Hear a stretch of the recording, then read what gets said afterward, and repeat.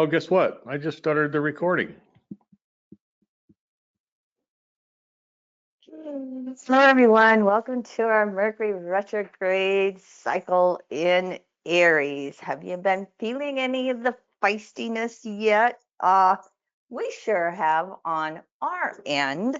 We did not get to our Lunar Eclipse podcast. This is going to substitute because we live on a small acreage in the foothills of the Black Hills, and our pump went out in our well, and it took us 10 days to get it pulled and replaced. So we were little wandering travelers, my mom's house, during that 10-day time period, and it created a little created a little fun energy, shall we say, feeling like we were going back and forth across town. Oh, I forgot to bring this over. Oh, I got to bring that over. Oh, I got to go get this, and blah, blah. Anyway, created a little excitement for us pre-shadow Mercury retrograde, those Aryan surprises that can come along. We are back in the house. We have a new pump, and water's flowing fine, which is always a good thing. Boy, when you don't have any water whatsoever, my heart was just going out for people across the rest of the world. I mean, I knew my problem was solvable. It was an inconvenience, but I'm like, oh my gosh. Gave me a few thoughts for a little while about what if you don't have access to water? So very, very thankful and grateful that we have a running pump. Oh, I got to get my thing going here.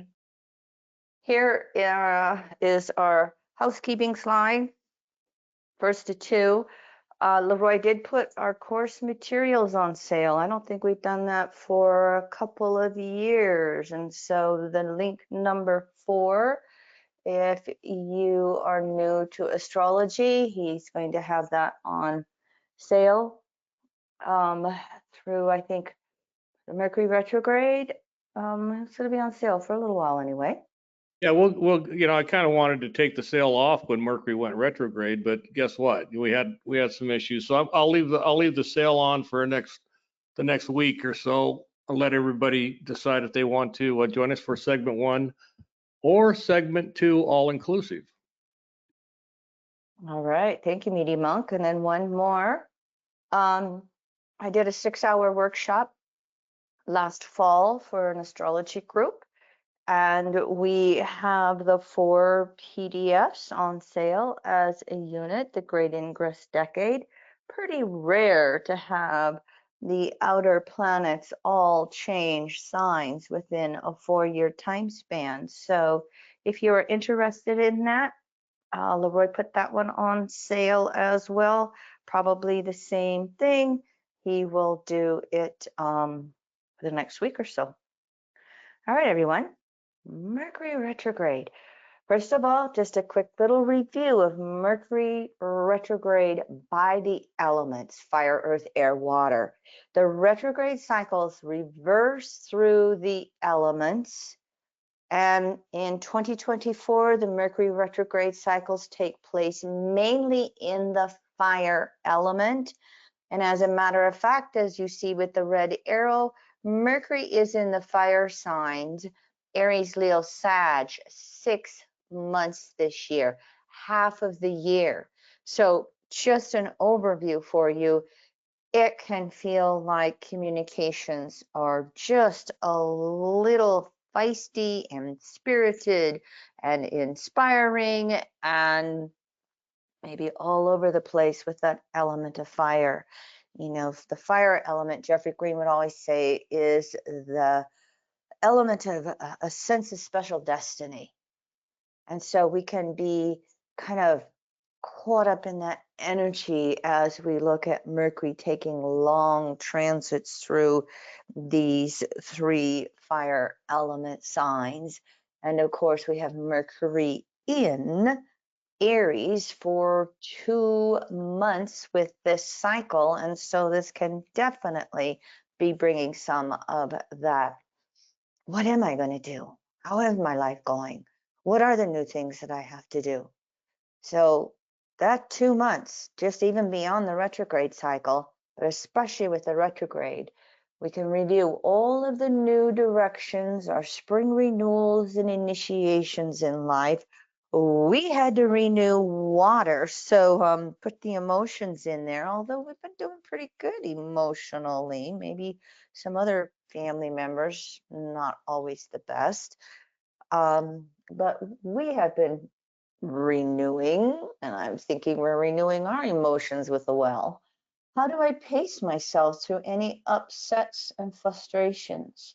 I created some evolutionary mantras many moons ago, and the Aries one, I initiate with consideration of others. I initiate with consideration of others. I think this can be a very helpful mantra through the entire Mercury retrograde cycle. Planetary retrogrades are an Earth-centered phenomena because from the perspective of Earth, those planets can appear to slow down, reverse through the sky before they go forward again. Planetary retrogrades are always opportunities to break free from consensus conditionings, to throw off the past, to throw off conditioning factors. They always draw us inward to find answers from within ourselves. And while the sign in the house will define how the retrograde planet is manifesting, you also look to the opposite sign in house as well for some answers and clarity on what's going on.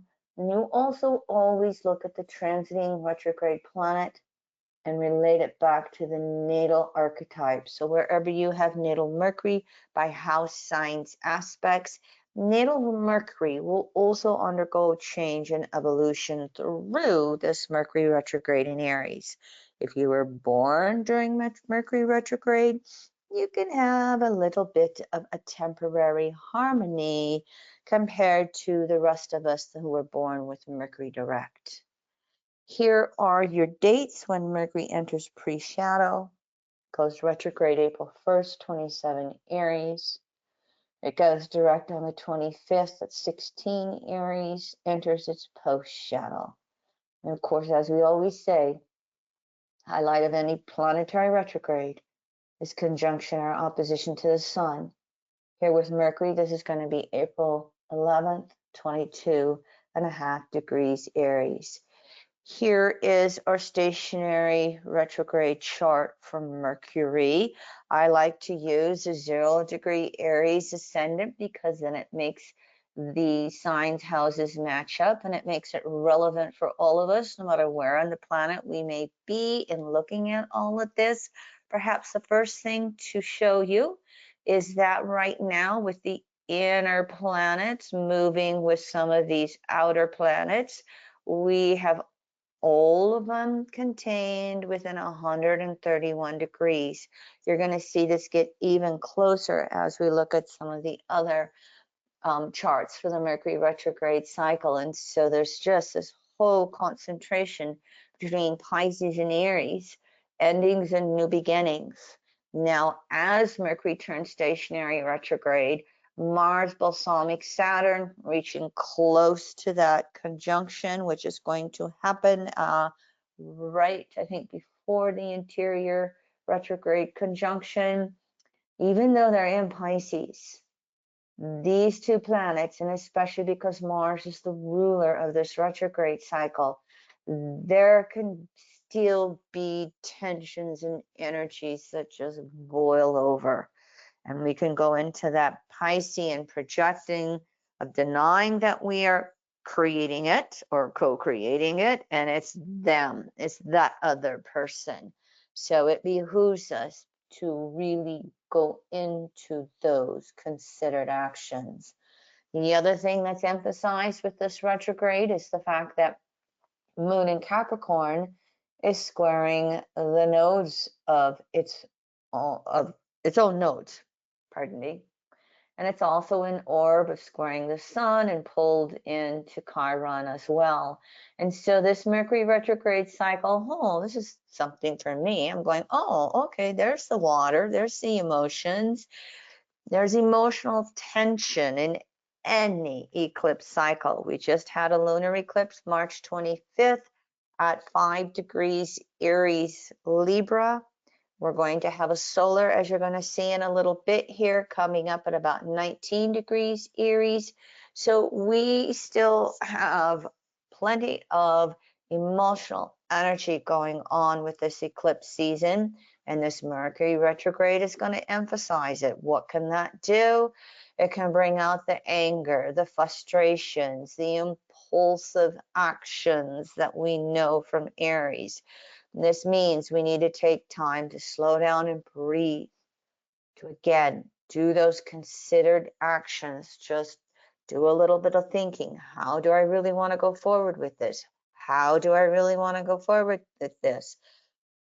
Using the well again as an example, sorry, it took up 10 days of our life here. We decided to replace the electrical wiring. We decided to upgrade the plumbing because we heard of a neighbor that tried to cut corners and they had to pull it and do it all over again a second time. And so Leroy and I went, eve of Mercury retrograde, no, let's just do it the best way possible at this point. And hopefully, as Leroy says, we get to outlive another pump. We also, though, have Mercury stationary retrograde just shy of a first quarter square to Pluto. And so here's a little energy that can help us hopefully reach for a little bit of that Aquarian objectivity through this Mercury retrograde. Again, Mercury backs off to 16 degrees, so it'll move out of that first quarter square, but it's going to come back and post shadow and have that exact square one time. So can we take a deep breath? Can we step back? Can we actually look at the larger picture of everything as we have all of this concentrated energy again to move forward? Now, I use the Munkacy chart for July 4th, 1776. For those of you who are interested, here's a little article of Michael Munkacy's research on how he came up with this, basically based upon the facts that they uncovered Benjamin Franklin letters quoting him that the Declaration of Independence was signed between 9 and 11 a.m. Gives the U.S. a fifth house Pluto. And also, all July 4th charts outline these inclusive versus exclusive trends. So, if we take the Munkacy chart with Mercury stationary retrograde, Mercury then makes the last quarter squares to the natal USA chart as it was really close within minutes, 20 minutes of, last quarter squares to Mercury. Did I say that correctly? Within minutes of a first quarter square to Pluto here. This is going to be true for any July 4th charts, no matter what your house system is. I thought about that and I went, oh, Aries, could we possibly start making some breakthroughs in the collective psyche of our country? You know, we still have transiting Pluto very closely, new phase, natal Pluto, those three conjunctions in 2022. We have Neptune still within orb of opposing itself and last quarter squares to Mars, and those happened in 21, 22, if I'm remembering correctly. You know, these are two slow moving planets that we're still feeling that energy. But as we have Pluto new phase and this Mercury retrograde in Aries with all those planets in Aries, could we make some breakthroughs here? Time will tell. Stay tuned. Observe what's going on for you if you want to. Now, Mercury in the USA chart is going to make 3 conjunctions to the natal USA Chiron. The other thing that's going to happen to this year is transiting Chiron is going to make 3 conjunctions to the natal USA Chiron. And here are your dates. We're going to have multiple opportunities through this Mercury retrograde to work on healing ourselves. And what we have to be careful with is falling into any sense of anger or victimization or, it's their fault. I don't take any responsibility for it. And just to remind you, one of the things that I say is for the Pisces archetype here, and this is the solar eclipse that's going to happen April 8th at 1924 with Chiron exactly there at 1924. So we got 3 Chiron things going. Mercury's going to conjunct Chiron 3 times. Chiron's going to conjunct the USA natal Chiron 3 times. And Chiron is absolutely exact to the minute to the solar eclipse coming up April 8th. However, these Pisces planets are still here with Mars, Saturn, and Neptune. And one of the things that I say for Pisces is absolute self-responsibility creates absolute freedom. Absolute self-responsibility creates absolute freedom. Saturn in Pisces for 2.5 years. That's calling us to self-responsibility and maturing in those directions. But I say that with that Piscean energy in general. So look at what we had happen with, and again, I'm saying those words kind of like on a personal psychological level, but I'm clicking on the fact that Mercury pre-shadow in Aries, we had an accident in the water and a ship hit the bridge and 6 lives were lost. That is that Pisces Aries energy that I have said is so active throughout this Mercury retrograde cycle.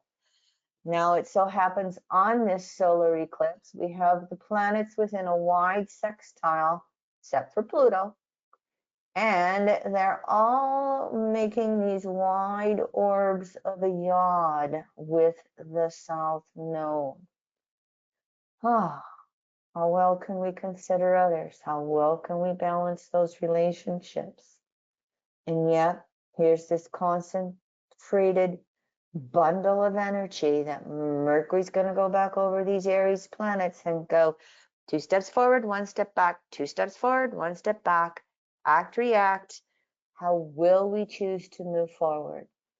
For those of you who live in the south central to northeastern part of the United States, you get to see that total solar eclipse. It's going to be a long one, about 4.5 minutes. Eclipses, when they're total solar eclipses, the path is about 90 miles wide. You get outside that and you get partial solar eclipses. We'll have a little bit of it where I live in the northern plains, but oh my gosh, just enjoy the visual of it for those of you who live along the path of that eclipse. One more time, Chiron is exact to the sun and moon on the solar eclipse, and they're all within 0.5 degree of the natal US Chiron. So one more time, we're emphasizing the potentials to heal individually, collectively. However, distortions of the Aries archetype is imperialistic tendencies. Think of a few other countries out there who are being imperialistic. The US does it in its own way, even though it is a democracy, or a democratic republic is a more correct way to call it. Another distortion of that Aries energy, especially with Chiron involved, is if we feel like we're part of a wounded minority. Pick a race, pick a religion, pick a gender, pick a political issue, take a presidential candidate who's always crying victim with all the stuff he's created himself. We have to be careful of falling into that distortion of victimization. For the US chart, in the Moncasi chart, because all this energy falls into the 8th house, it's possible that there could be some type of financial upsets that may come along. Stay tuned. Time will tell. We will see where it takes us. Now, in general, when Mercury is retrograde in Aries, it can be easy to have reactions of impatience, frustration, anger, arguments. We can go to extremes of violence. You look at it on that collective level. If you've seen the video of the container ship running into the Baltimore Bridge, that was a collective act of violence. I mean, it was just amazing how fast that impact took the bridge down and made all that steel look like it was made of toothpicks. It was, yeah, collective act of violence. So it will be very important for us to practice patience with ourselves and to practice patience with others, the Libra polarity. It's not the easiest thing to do, but how well can you just take a breath or count to 10 before you speak, before you act? Again, Mercury retrograde is going to point to Libra, and it's going to ask us to consider our actions versus impulsively acting. The old mantra, I initiate with consideration of others. Now, Aries is always the leading edge of our conscious desire nature within our soul. Pluto, the unconscious desires within our soul, they're made conscious via Mars, Aries, first house. That's how we are always instinctively wanting to become. That energy is intensified with Mercury in Aries 2 months, and it becomes focused when Mercury's retrograde in Aries because I want to go forward. I want to go forward. However, this is a time to review and release whatever desires we are exhausting physically, emotionally, mentally, spiritually. What is no longer working for you? Are you clinging to something that's long past its due date for security reasons? Can you find that courage to let it go and to move into the unknown? It's time to change our attitudes. Mercury, mental reviews, mental change and adaptation. Time to change our attitudes about what it is we want in our life and what we want to create. And when we release old desires that no longer serve us, we open up space for whatever's newly emerging into consciousness for our own unique soul nature to create. What is coming anew for me? Just ask, and your own consciousness will bring it through. It's a natural time period for self-reflections or energy moving inward, the implosions, to clarify our thoughts and our actions and our self-identity, Aries. So we've got to balance the Aries energy of always wanting to move, do outward with inner energy, with slowing down and having a time out to breathe, to find quiet space.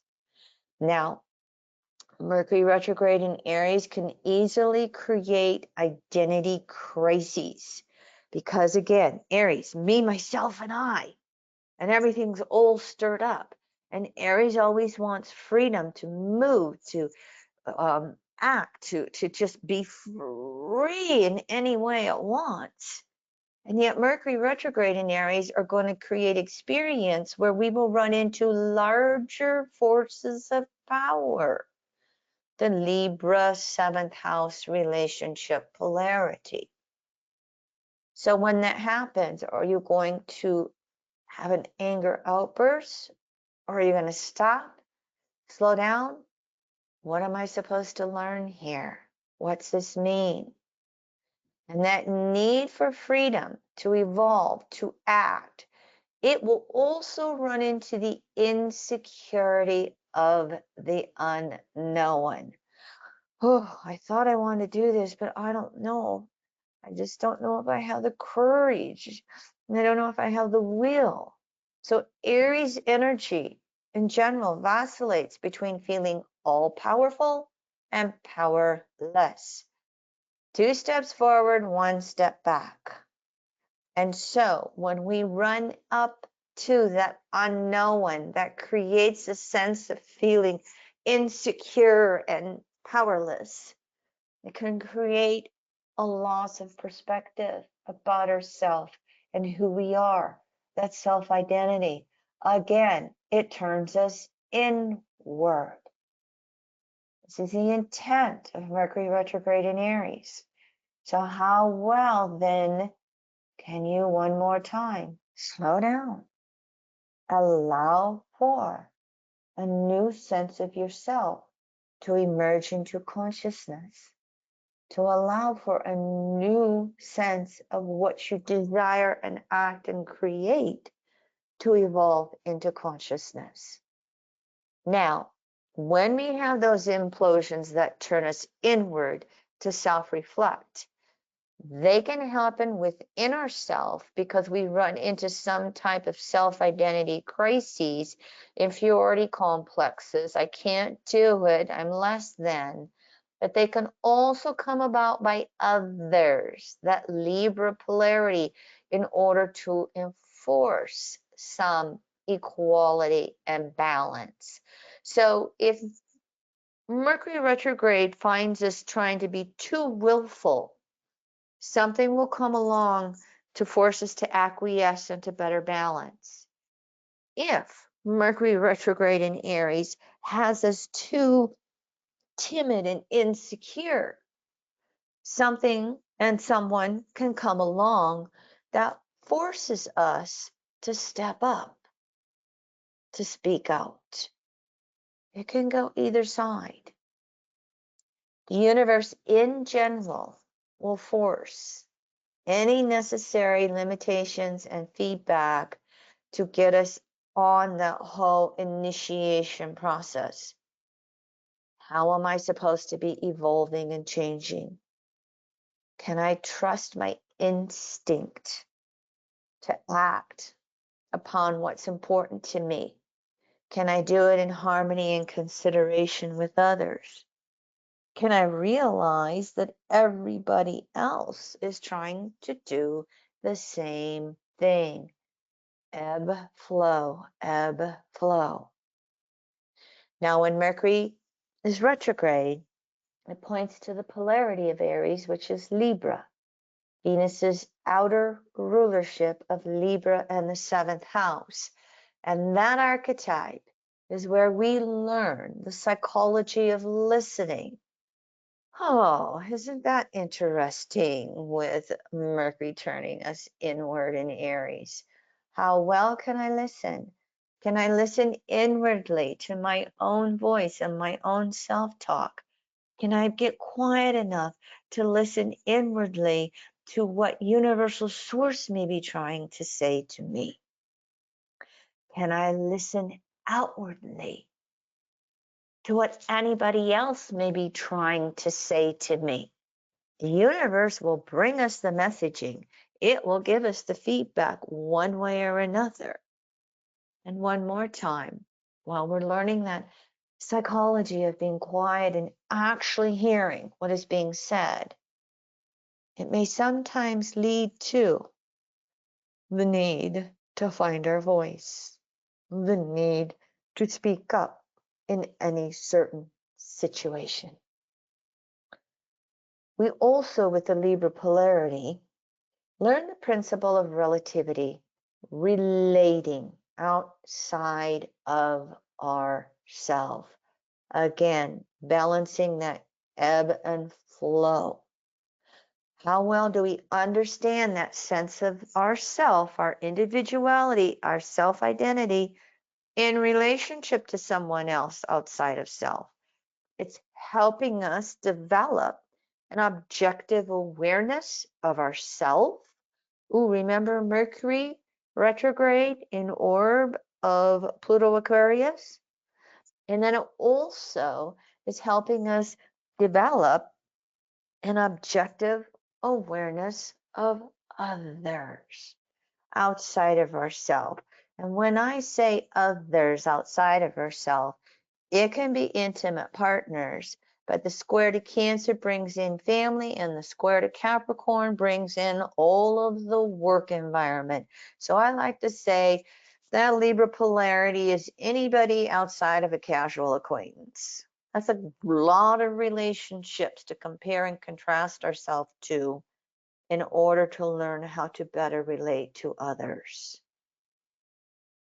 So that Libra polarity then means we've got to address any areas of inequality in our world, learning when to give, when not to give, and when that not giving is the greater giving. Backing off and allowing someone to learn the lesson themselves versus enabling. So it's teaching us to be fair and impartial. And it's also teaching us that we survive better together. Aries can't do it all on its own. It needs the other. So it's creating that ability to then know when to be alone with ourselves, reflect, listen, and when to socialize with others, when to participate in order to do it easier and better together. And that is a natural ebb and flow to living our life. When to be alone, when to be with others, when to give, when to receive.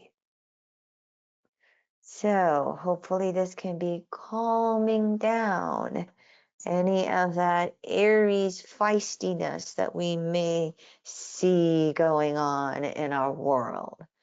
Now, Mercury moves so fast, it's always active or aspecting several planets during its retrograde cycles. And evolutionary astrology uses the 360-degree wheel of phases and aspects going through everything. I moved slides to the back here. And so I just realized that I probably have one more that I'm going to put back in the cycle of phases and aspects. Didn't realize I took that out. Oh, I did leave it in. Never mind. It's here. So in case you're not familiar with this, if you're new to astrology, we always start with the slower moving planet. We take the faster moving planet counterclockwise to find the aspects. With the moon's nodes, we start with the planet and go opposite. We go clockwise to the nodes. These are the aspects that Mercury retrograde makes in this particular retrograde cycle. And if you notice here, there are two separate aspects, 3 times each, to Mars, that ruler of Aries. So we've got just a little bit of activity. In other words, a lot of activity. The only planets not involved is Neptune and Pluto. And Pluto's in orb of that first quarter square turning retrograde. So we could almost bring Pluto in there. One more time, here's your dates. And as always, the highlight of the Mercury retrograde cycle is April 11th at 22.5 Aries. Almost every retrograde cycle get asked, okay, when can I sign paperwork? When can I make a decision? When can I move forward with Mercury retrograde? Blah, blah, blah, blah, blah.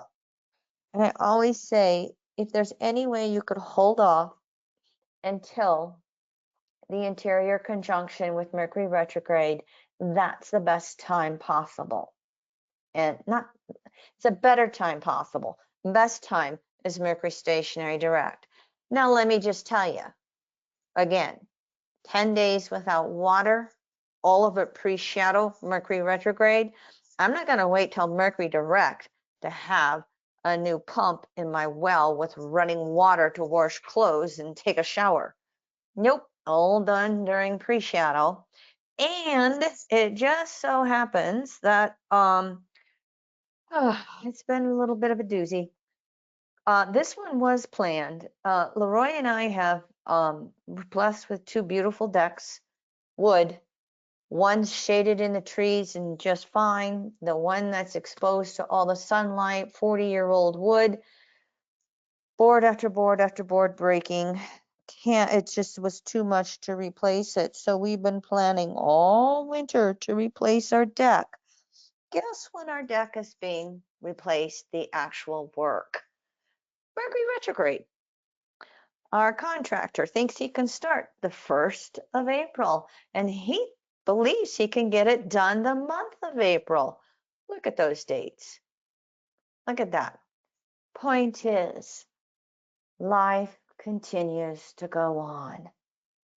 So we just tried to do our real due diligence on picking out our materials. We tried to do our due diligence and getting multiple bids to get, the best pricing on this and that and blah, blah, blah and everything. And it is what it is. So we're going to take Mercury retrograde in Aries and just breathe. So little examples that even when you're astrologers, you still get to live through the planetary retrograde cycles. Here's the interior retrograde conjunction to the sun, which takes place April 11th at about 22.5 degrees Aries, as I said. And the day before, Mars, ruler of Aries, finally conjuncts Saturn at about 15 degrees Pisces. So here again, throughout this retrograde cycle, this Piscean emotional, spiritual, watery energy comes in. We have to watch a tendency to deny and project blame onto others. If it's in my world, what did I do to co-create it? We may see anger come up unexpectedly to the surface. Pisces about as deep as you can get, and Mars sandwiched between Saturn and Neptune. It's going to bring hidden things up into consciousness. So by the time we get to the interior conjunction, April 11th, all this Aryan energy can be giving us insights into how we want to move forward in our world. And remember that solar eclipse on April 8th, exact with Chiron. A few days later, the Mars Saturn in Pisces conjunction, and then the interior Mercury over Sun conjunction at 22 Aries. We've got a buildup of energy to start moving forward. Remember I said it's going to get closer? Well, we're within 124 degrees of concentrated energy on that interior retrograde conjunction. So sometimes you may need to make a concentrated effort, not only to self-heal, but to move forward with however the universe is showing you your next step forward.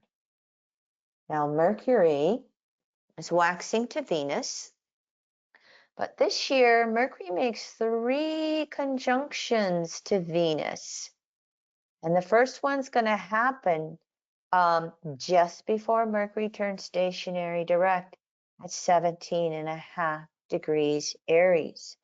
And so Mercury Venus 3 times this year, it's going to mean that we really have to make an effort to redefine our value systems. Venus, what is most important? What do we value?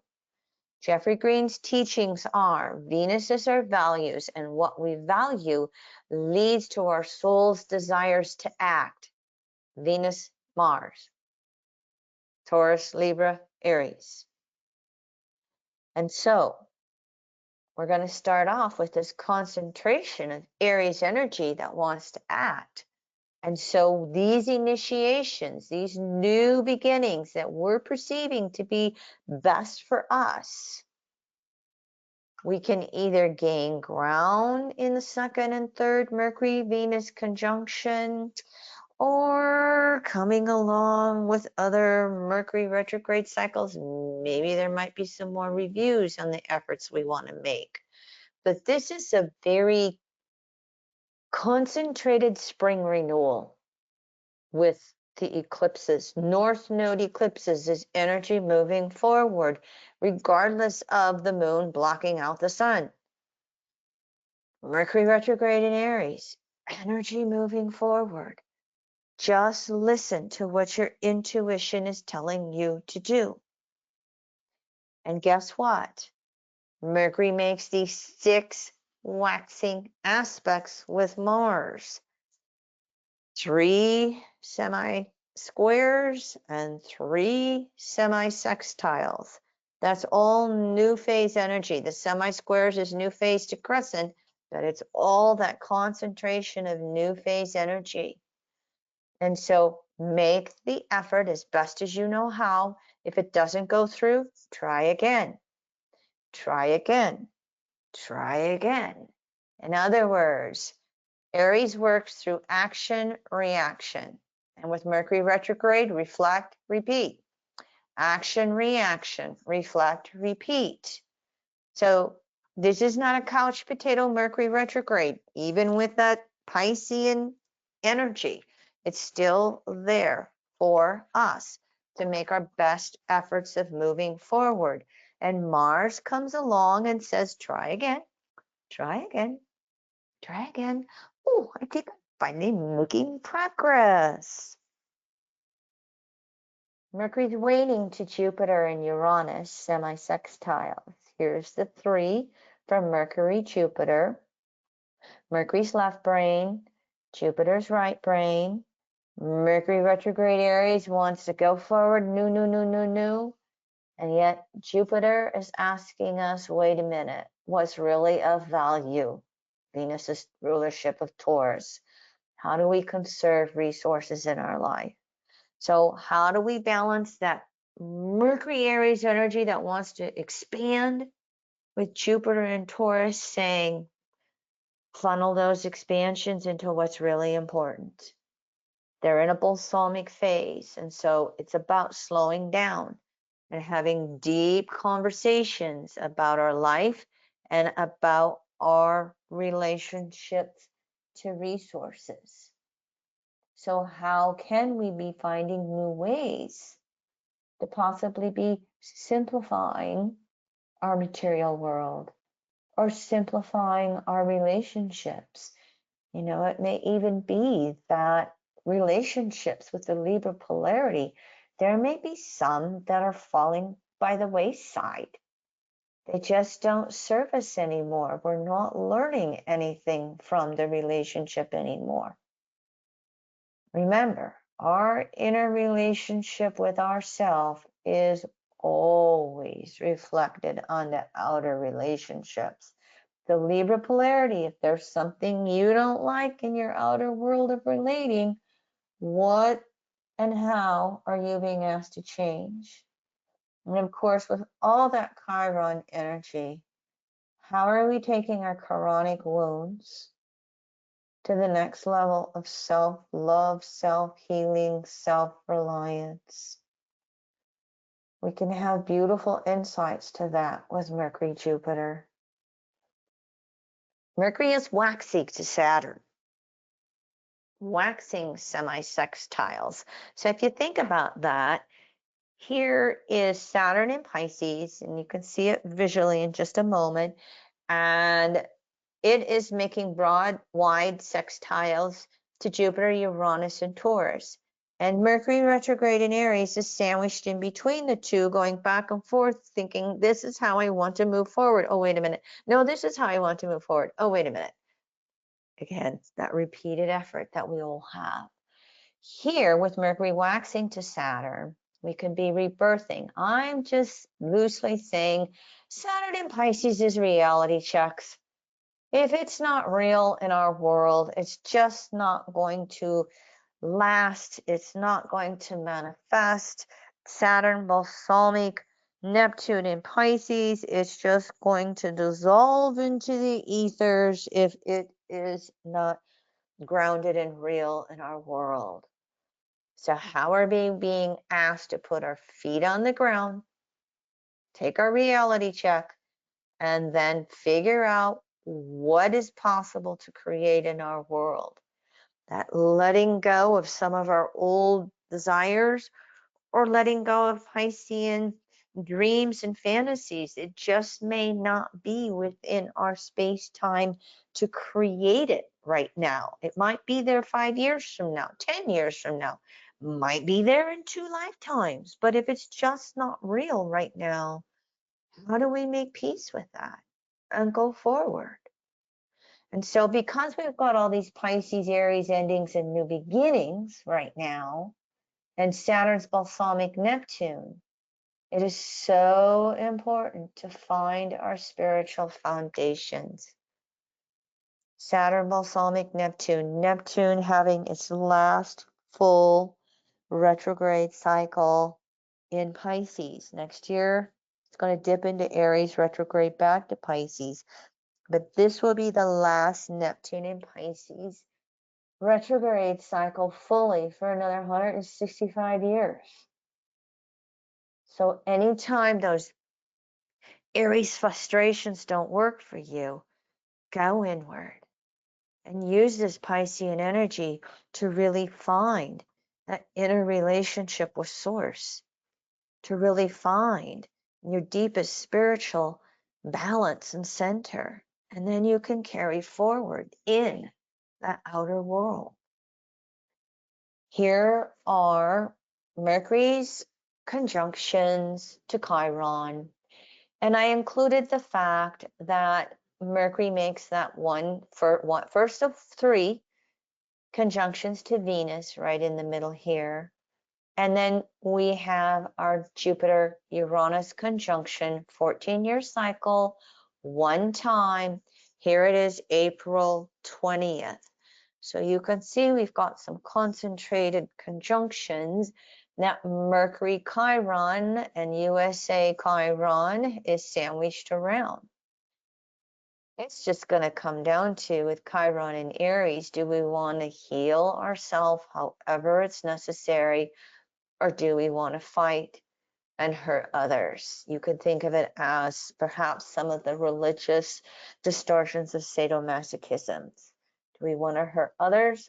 Are we going to allow others to hurt us? What are we going to choose? And of course, sometimes we feel like we've got this, I can do it. And other times, oh, I don't think I'm ever going to be able to accomplish X, Y, Z goals and desires, etc. And so these 3 conjunctions, Mercury's going to activate these Chiron instincts, defensiveness or initiations. Now, Chiron has 2 more retrograde cycles in Aries, 24 and 25. In 26, Chiron dips into Aries, retrogrades back, dips into Taurus, retrogrades back into Aries. But think about this. Are we going to be defensive, or are we going to turn inward to reflect, to figure out the best way to evolve and move forward? And as always is the case with Mercury retrograde, the messages come and they come and they come and they come and they come. Finally, Mercury again makes the waning semi-sextiles to Uranus, another balsamic phase, emphasizing reflection, resolution. Now here, Mercury is our conscious mind, and Uranus is our individuated unconscious mind. And when they're in balsamic phase, Uranus is going to be bringing all kinds of information up into consciousness that Mercury has to make sense of. Major insights can come. And as we say with Uranus, we pay attention to the element of repetition. and we pay attention to whether the messaging is about something in the past, including past lives, then it's necessary to make an effort to address it, to heal it with all that Chiron energy, to resolve it, Mercury, balsamic Uranus, and Jupiter. If it's something that we don't want to deal with in our life, we're just kind of ignoring it, but it keeps coming up in our face, keeps circling back around. Again, just address it, resolve it, walk through it. Now, when we get those repeated future messages about how to move forward, not just once or twice, but they come again and again and again throughout Mercury retrograde, that's helping us to determine how this Aries energy with all these Mars aspects actually does move forward. I mean, here's the beauty of Mercury balsamic to Uranus. We will get all kinds of messaging about the future. There's so many planets in Aries. We've got all these aspects to Mars. It's there. All you have to do is sometimes just be quiet and listen. Take a walk. Meditate. Breathe. Just do something to slow yourself down and listen. The universe will pop it into consciousness for you and help you with your own spring renewals moving forward. Now, here is the Jupiter conjunction to Uranus, April 20th. It's 10:27 p.m. in Washington. If you can't see this, the conjunction is going to happen just shy of 22 degrees Taurus. There's one conjunction. Jupiter-Uranus is a 14-year cycle of expanding our intuitive sense of ourself. Jupiter's always expanding intuition, and Uranus is always about breaking free into our own sense of who we are as a unique individual. This conjunction is coming just before Mercury stationary direct in Aries. And with all this Aryan energy that we see here, these two can initiate how we really do want to provide for ourselves and to move forward on planet Earth. Here again, we still have that yod configuration, even though Moon's over here opposing Neptune on this conjunction. And so do we create a lot of busybodiness with the material world? Are we learning how to release and simplify with what is most important and of value to ourselves? And of course, you cannot neglect the fact that there can be various earth events, and climate change issues. I've been saying Uranus in Aries is a 7-year climate change. Oh, by the way, some people are saying about the container ship that crashed into a pillar at the Baltimore Bridge. I'm not going to remember my facts really good, but when that bridge was built, we had container ships maybe 25% the size of what they are now. So it wasn't that the bridge wasn't built good. It's that the technology of bigger ships for more stuff is just way beyond anything anybody imagined when they built that bridge. I don't even know, 60, 70 years ago. So the bridge was fine. We just had too big of ships running through that harbor. So, look at many cities perhaps reviewing Mercury retrograde in Aries, how they have container ships running amiss. And by the way, The container ship was foreign owned, and there's probably could be in the news some issues about these container ships running dirty fuel. Oh, Neptune in Pisces, its own sign at the end of the cycle. Neptune rules the liquids on the earth, and Neptune can rule oil. And so, stay tuned. Uranus balsamic Neptune reality check. Can't run dirty oil because it can create some big problems. And so, in the US chart, the Jupiter-Uranus conjunction makes a nice grand trine with Pluto and Neptune. Right here, we have a nice grand trine. That may be the response of the Biden administration coming out and saying the federal government is going to help rebuild that bridge because it is so important for the entire Mecca of northeastern United States. So stay tuned. We'll see how that unfolds, and we'll see how fast that unfolds. It's easily grand trine at the moment, creating a pretty big bottleneck with how we move some resources through one of our busiest ports.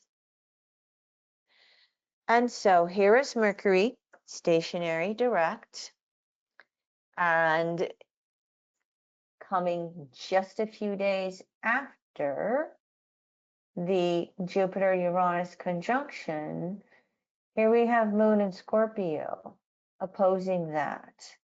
So while Mercury stationary direct conjunct the North Node creates an excellent time to really be moving forward and initiating and acting upon all these ideas that have sparked over the retrograde cycle, the Moon's opposition to Jupiter-Uranus can create resistance.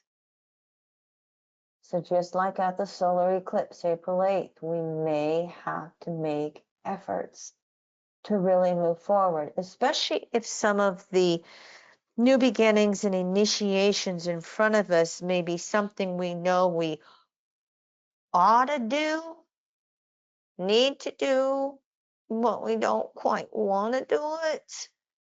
It may require that Aryan courage and will to do it. And now, as Mercury turns stationary direct at 16 Aries, ruler of Aries Mars is balsamic Neptune, and a few days later, they have their conjunction once every 2 years at 29 Pisces. So here again, how deeply can we listen in taking action? All right, for those of you who are regular listeners, I have made effort to kind of shorten up some of these Mercury retrograde webinars. I am going to show you some slides, though, that are here for any beginners. Before that, though, here's how I'd like to put it together in a series of questions for yourself this retrograde cycle. How do I slow down and breathe and pace myself? How do I inwardly listen better? How do I listen to the feedback from others, the feedback from the universe? What are the best actions at this point in my life? How do I act in harmony with others? What new directions are on the horizon for me? Here are the Mercury retrogrades moving forward, and our next webinar paying it forward, Mercury retrograde is going to be a little early due to our summer travel schedule. It's going to be July 22nd for the Virgo Leo retrograde cycle that's coming up. There is the date again, but before then, in May, we're going to have Jupiter move into Gemini after it makes its 1 conjunction to Uranus. And so stay tuned for the Jupiter in Gemini webinar, which will be advertised. And then here are a list. Here is the list of all of the Mercury aspects we just looked at in the last hour. This is in chronological order for you, so you can pause your screen and look at the PDF if you want to, and just keep track of anything on a chronological level. And here it is, finishing it up. I tend to go from one Mercury exterior conjunction to the following Mercury exterior conjunctions when Mercury's on the far side of the sun moving directly forward. And then finally, here are my beginner slide that I'm just going to put up on the screen for a few seconds that you can refer to into the future if you want to. This is how Mercury would look in the sky if you watched it and positioned it every single night moving through the heavens. And here's Mercury retrograde for us, specifically to Mercury retrograde. One more slide. Slowing down.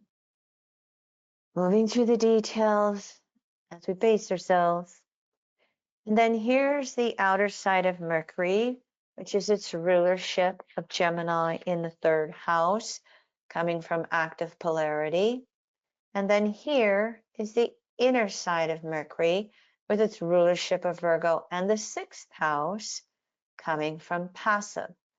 Inner Mercury, passive polarity, outer Mercury, active polarity. All right, everyone. Thank you for listening live. Thank you for anyone who listens into the future. Thank you for allowing us to substitute this for our Lunar Eclipse podcast as we moved through our own Mercury Aries issues with the pump going out on our well. Comments or questions from anybody? Again, our course materials are on sale for another week or so, and we do have the Great Ingress Decade discounted as well. No questions on the board, Kim. Thank you for the research. All right. Well, thank you, everybody. Just remember, slow down, pace yourself, breathe deep, count to 10, and initiate with consideration of others. Thank you, everyone.